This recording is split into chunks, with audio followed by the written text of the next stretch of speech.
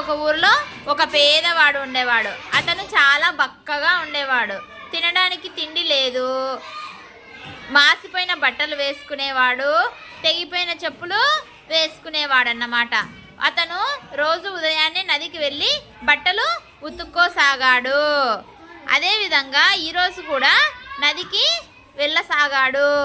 నదికి వెళ్ళే మధ్యలో ఒక పిల్లవాడు, చాలా అల్లరి పిల్లవాడు, అతన్ని చూసి అతని దిట్టు ఒక రాయిని విసిరేశాడు.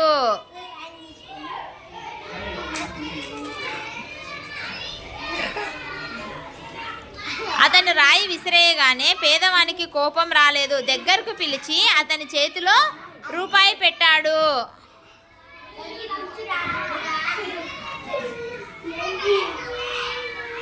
అతనికి రూపాయి ఎందుకు చేతిలో పెట్టాడో అతనికి అర్థం కాలేదు.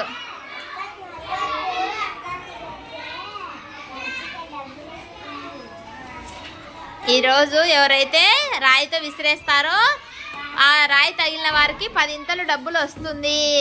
పెద్ద రాయి తగిలితే ఇంకా ఎక్కువ డబ్బులు వచ్చేది. ఎవరికిందో అదృష్టం ఏమో అని అతని చేతిలో డబ్బులు పెట్టాడన్నమాట.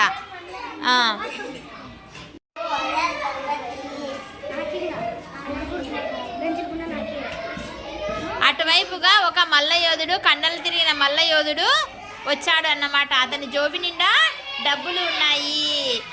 ఈ పెద్ద రాయి తీసుకొని కొట్టే డబ్బులే డబ్బులు అనుకున్నాడు ఆ అల్లరి పిల్లవాడు.